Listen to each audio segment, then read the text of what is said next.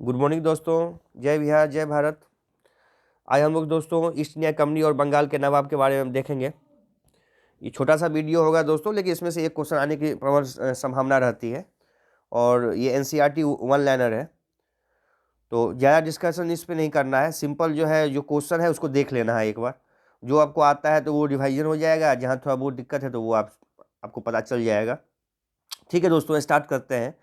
East India company और बंगाल के नवाब। East India company और बंगाल के नवाब की बात हो रही है। फर्स्ट क्वेश्चन दोस्तों कह रहा है कि मुगल सम्राट द्वारा जो है स्वतंत्र रूप से नियुक्त बंगाल का अंतिम गवर्नर कौन था। मुगल सम्राट द्वारा जो है स्वतंत्र रूप से नियुक्त जो है बंगाल का अंतिम गवर्नर जो था वो मुर्शिद कुली खां था। एकदम दिमाग में सेट कर लीजिए डाटा। मुगल सम्राट द्वारा जो है स्वतंत्र रूप से नियुक्त जो था बंगाल का अंतिम गवर्नर जो था वो मुर्शिद कुली खां था। 1717 से 1727 1727। ड्यूरेशन का बहुत ज़्यादा, हाँ बीपीएससी के लिए फिर है, कह सकते हैं बीपीएससी के लिए इंपॉर्टेंट है, लेकिन ये जो है कि था कौन, ये तो बहुत ज़्यादा इंपॉर्टेंट है हर एग्जाम के लिए। मुगल सम्राट द्वारा जो है स्वतंत्र रूप से नियुक्त बंगाल का अंतिम गवर्नर जो था वो मुर्शिद कुली खां था, जो कि बंगाल का गवर्नर था। मुर्शिद कुली खां ने अपनी राजधानी जो है ढाका से जो है कहाँ स्थानांतरित की थी। मुर्शिद कुली खां ने जो है अपनी राजधानी जो थी वो ढाका से जो है वो मुर्शिदाबाद, मुर्शिद कुली खां मुर्शिद से मुर्शिदाबाद कहाँ से की थी, वो अपनी राजधानी जो थी वो ढाका थी और वहाँ से ये मुर्शिदाबाद ले गया था। थर्ड क्वेश्चन है दोस्तों कि बंगाल के किस गवर्नर ने यूरोपियों की तुलना जो है मधुमक्खियों से की थी। ये क्यों कहा था उतना डीपली हमको अभी नहीं आना है, अभी सिंपल ये समझना है कि भाई किसने कहा था। बंगाल के किस गवर्नर ने जो है यूरोपियों की तुलना जो है मधुमक्खियों से की थी, तो ये अलीवर्दी खां ने की थी। ये किसने की थी दोस्तों, ये अलीवर्दी खां ने की थी कि बंगाल के किस गवर्नर ने यूरोपियों की तुलना जो है उन्होंने कहा था कि ये मधुमक्खियों के समान है। तो क्यों, क्या उसका रीजन था वो हमको अभी नहीं जानना है, सिंपल डाटा देखना है। तो बंगाल के किस गवर्नर ने यूरोपियों की तुलना जो है मधुमक्खियों से की है, अलीवर्दी खां ने की है। 20 जून 1756 को प्रसिद्ध ब्लैक होल की घटना बंगाल के किस नवाब के शासनकाल में हुई थी। दोस्तों ये डेट ही अपने आप में इंपॉर्टेंट है, क्योंकि ये डायरेक्ट पूछ देता है कि ब्लैक होल की घटना कब हुई थी। तो ये होगा 20 जून 1756 को, 20 जून 1756 को हुई थी। और किसके शासनकाल में हुई थी, सिराजुद्दौला के शासनकाल में हुई थी। ये डेट ही दोस्तों पूछ देता है कि ब्लैक होल की घटना कब हुई थी, तो ये आपको डेट के साथ पूछ देगा ईयर। तो 20 जून 1756 को, तो ये आपको पूरा डेट ही दिमाग में रखना है कि 20 जून और 1756 को जो है ये ब्लैक होल की घटना हुई थी। और बंगाल का नवाब जो था वो कौन था, वो सिराजुद्दौला था। 9 फरवरी 1757 को अलीनगर की संधि किसके मध्य हुई थी। तो 9 फरवरी 1757 को अलीनगर की संधि हुई थी, वो क्लाइव एवं सिराजुद्दौला।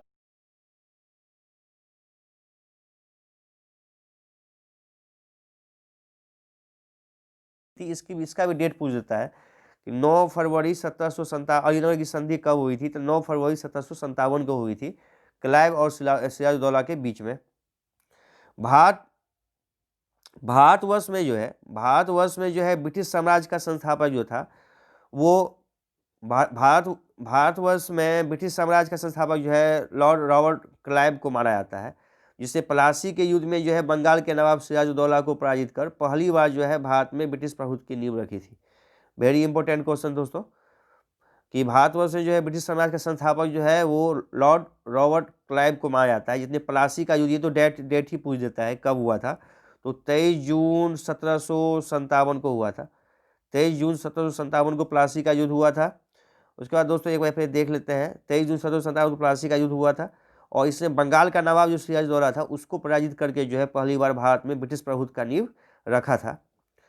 तो यहाँ पे कोई दिक्कत नहीं है, डेट थोड़ा देख लीजिएगा, प्लासी का थोड़ा नहीं अच्छा से देखना है। 23 जून 1757 को जो है दोस्तों वो प्लासी का युद्ध हुआ था। और इससे पहले जो था ये वाला ब्लैक होल की घटना, ये भी डेट का खेला है, 1756 में हुआ था, लेकिन ईयर नहीं, ये डेट के साथ पूछेगा आपको। तो ये 20 जून 1756 20 जून 1756 को हुआ था। और 9 फरवरी 1757 को ये अलीनगर की संधि। ये तीनों इंपॉर्टेंट है डेट के साथ। अब जैसे हो आपको याद करना है, जैसे हो आपको याद करना है।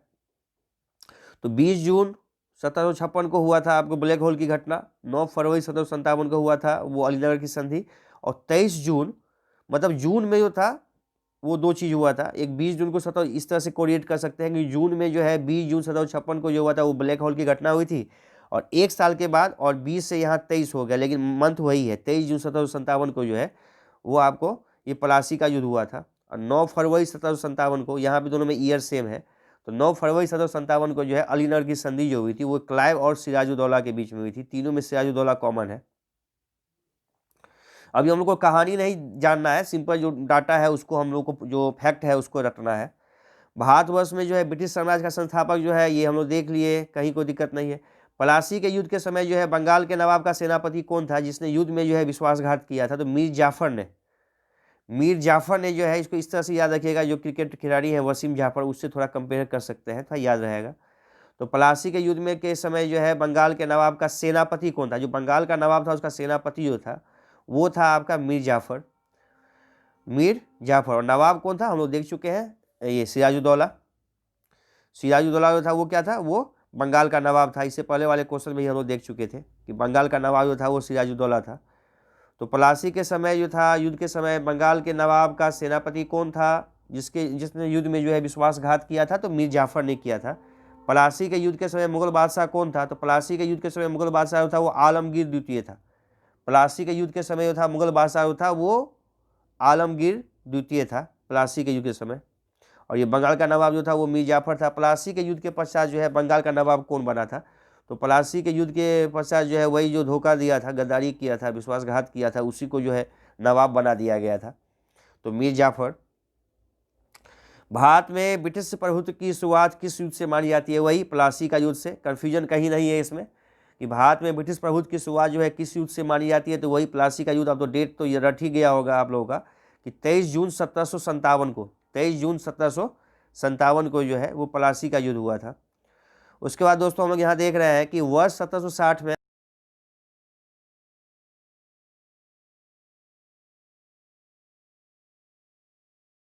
क्या हटाया, इसको अभी इतना डीपली जानने का टाइम ना मेरे पास है ना आपके पास है, बाद में इसका अलग देखा जाएगा। लेकिन अभी जो है सिर्फ फैक्ट को याद करना है कि 1760 में जो है अंग्रेजों ने मीर जाफर को हटा दिया था। तो उसके बाद जो है फिर बंगाल का नवाब जो है मीर कासिम को बनाया था। अब देखिएगा आगे कि मीर कासिम को भी फिर हटा देता है। लेकिन अभी ये समझिए कि 1760 में जो है अंग्रेजों ने मीर जाफर को हटाकर जो है किसे बंगाल का नवाब बनाया? तो मीर कासिम को बनाया। अब दोस्तों यहाँ पे हम लोग बात कर रहे हैं बक्सर के युद्ध के बारे में बात कर रहे हैं। 22 अक्टूबर 1764 को हुआ था। अंग्रेजों ने मीर कासिम अवध, ये तो बहुत ज़्यादा इंपॉर्टेंट है दोस्तों।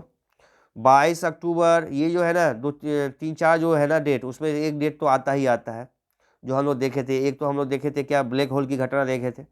एक जो दोस्तों हम लोग देखे थे यहाँ पर कि ब्लैक होल की घटना, एक ये हो गया, उसके बाद अलीनगर की संधि हो गई, उसके बाद प्लासी का युद्ध हो गया, और उसके बाद दोस्तों यहाँ पे हम लोग जो है बक्सर का युद्ध जो है। इस 4 में तो मान के चलिए कि एक क्वेश्चन का तो रखिए कि 95% चांस है कि इस टॉपिक से ये पूछ देगा।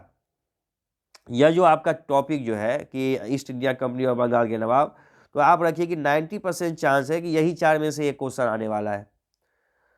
तो यहाँ पे दोस्तों हम लोग देख रहे हैं कि डेट देखेंगे तो वही 22 अक्टूबर 1764, 22 अक्टूबर 1764।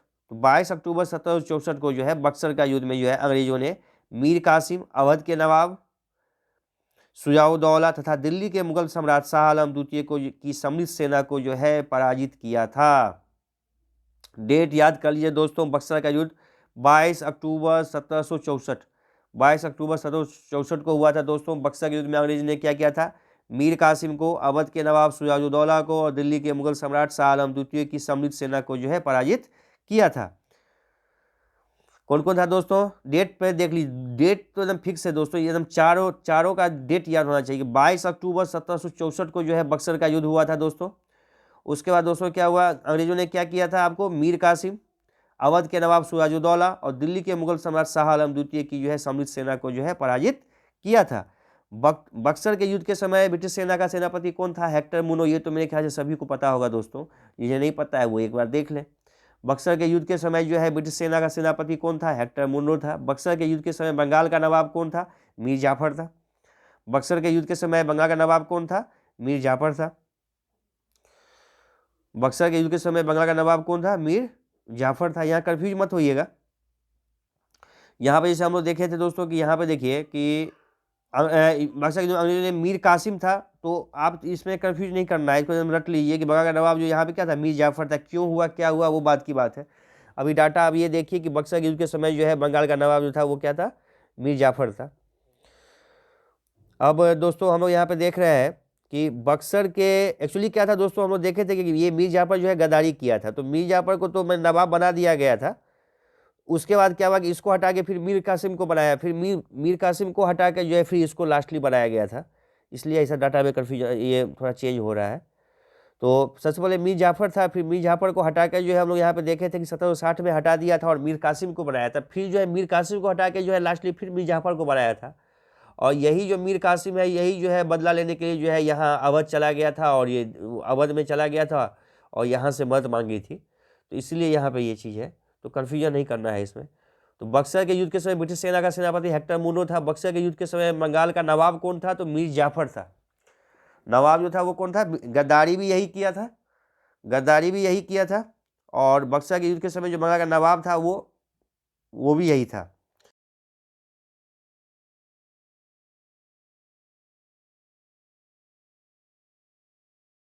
है इलाहाबाद की द्वितीय संधि क्लाइव और अवध के नवाब सुजाउद्दौला के मध्य संपन्न हुई।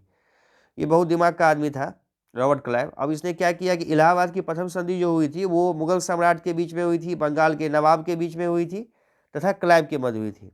और इलाहाबाद की द्वितीय संधि जो हुई थी वो अवध के नवाब के मध्य हुई थी। फर्स्ट में जो है वो क्या हुआ था, शाह मुगल सम्राट और शाह बंगाल के नवाब के साथ हुआ था, और द्वितीय संधि जो हुई थी वो अवध के नवाब सुजाउद्दौला के साथ संपन्न हुई थी। किस संधि के माध्यम से अंग्रेजों को बंगाल, बिहार और उड़ीसा की दीवानी प्राप्त हुई, बीपीएससी के लिए बहुत इंपॉर्टेंट क्वेश्चन है। इलाहाबाद की संधि। किस संधि के कारण माध्यम से जो है अंग्रेजों को जो है बंगाल, बिहार और उड़ीसा की दीवानी प्राप्त हुई, इलाहाबाद की संधि। स्वर्ग से उत्पन्न सेनानायक किसे कहा गया है, आंख मूंद के रॉबर्ट क्लाइव, आरसी को। स्वर्ग से उत्पन्न सेनानायक किसे कहा गया है, रॉबर्ट क्लाइव को। इलाहाबाद की संधि के पश्चात जो है बंगाल में द्वैत शासन की स्थापना किसके द्वारा की गई थी, तो रॉबर्ट क्लाइव के द्वारा की गई थी। रॉबर्ट इलाहाबाद के बंगाल में ये पूछ देता है कि बंगाल में जो द्वैत शासन हुआ था इसकी स्थापना किसके द्वारा की गई थी, तो ये रॉबर्ट क्लाइव के द्वारा की गई थी। यहाँ पे दोस्तों सब डाटा है, प्रमुख घटनाएं और उसकी तिथियां हैं, इसको देख लीजिए, क्वेश्चन आना ही आना है, किसी न किसी एग्जाम में आपको ये चीज़ आएगा ही आएगा। पहला जो है दोस्तों हम लोग मैंने बताया था ब्लैक होल की घटना, अब तो आप लोगों को याद हो गई होगी। ब्लैक होल की घटना 20 जून 1756, अरिनगर की संधि 9 फरवरी 1757, प्लासी का युद्ध 23 जून 1757। इसमें डिस्कशन का आगे कोई जरूरत नहीं है, बहुत बार बोल चुके हैं। बक्सर का युद्ध 22 अक्टूबर 1764, कहीं कोई दिक्कत नहीं है। इलाहाबाद की प्रथम संधि जो हुई थी वो 12 अगस्त 1765 को, और द्वितीय संधि जो हुई थी वो 4 दिन के बाद जो है 16 अगस्त 1765 को हुई थी। और बनारस की संधि जो हुई थी दोस्तों वो 1773 में हुई थी। इसको एकदम ये जो है 6-7 पॉइंट है, इसको जो है इसको एकदम दिमाग पे रखना है, एक क्वेश्चन तो फिक्स है। एक और देखते हैं दोस्तों घटना है, ब्लैक होल की घटना जो हुई थी वो 20 जून 1756 को हुई थी। अलीनगर की संधि जो हुई थी वो 9 फरवरी 1757 को हुई थी। प्लासी का युद्ध जो हुआ था वो 23 जून 1757 को हुआ था। इतना तेजी में दोस्तों मैं इसलिए बोल रहा हूँ क्योंकि एक रिवीजन की बात चल रही है, मुझे पता है कि बहुतों को ये चीज़ पता है, एक रिवीजन हो जाएगा, आपको कम टाइम में आपका रिवीजन हो जाएगा, इसलिए हम लोग इतना तेज़ी में चल रहे हैं। और ये तो बहुत बार बोल चुके थे, इसी वीडियो में मैंने ब्लैक होल की घटना बोल दिया है, 22 जून 1756, अलीनगर की संधि बोल दिया, 9 फरवरी 1757, प्लासी का युद्ध बोल दिया 23 जून 1757, बक्सर का युद्ध बोल दिया 22 अक्टूबर 1764, और इलाहाबाद की प्रथम संधि जो हुई थी वो 12 अगस्त 1765 को हुई थी, और इलाहाबाद की द्वितीय संधि जो हुई थी वो 16 अगस्त 1765 को हुई थी। और बनारस की संधि एक जो है 1773 में, बनारस की संधि 1773 में, बनारस की संधि जो हुई थी दोस्तों वो। अब दोस्तों हम लोग यहाँ देख रहे हैं कि उत्तर मुगलकालीन राज्यों के संस्थापक के बारे में देख रहे हैं। राज्य जो है बंगाल है, इसके संस्थापक देख लीजिए। बंगाल के संस्थापक मुर्शिद कुली खां, ये तो पता ही होगा। हैदराबाद के थे निजाम उल मुल्क, या जिसको हम चिनक्रीज खां भी कहते हैं। हैदराबाद के थे निजाम उल मुल्क, जिसे हम चिनक्रीज खां भी कहते हैं, नाम से भी जानते हैं। हैदराबाद के जो थे वो निजामुल मुल्क, जिनको हम चिनक्रीज खां के नाम से जानते हैं। भरतपुर जो हो गया वो चूड़ामन बदन सिंह। कर्नाटक जो हो गया वो शहादतुल्ला खां। अवध जो हो गया वो उसके शहादत खां, जिसको बुरहान उल मुल्क के नाम से भी जाना जाता है। अवध के संस्थापक, इसमें दोस्तों क्या है ना कि बंगाल का तो एक आपको मान के चलिए कि तो फिक्स है, मुर्शिद कुली खां, ये पता होना चाहिए। हैदराबाद का भी मान के चलिए निजामुल मुल्क या चिनक्रीज खां। भरतपुर का जो है तो ये तो आप ऑप्शन देख के बोल सकते हैं चूड़ामन और बदन सिंह, क्योंकि भरतपुर जो है वो आपको राजस्थान का क्षेत्र आता है, राजस्थान में एक डिस्ट्रिक्ट है। आज की डेट में।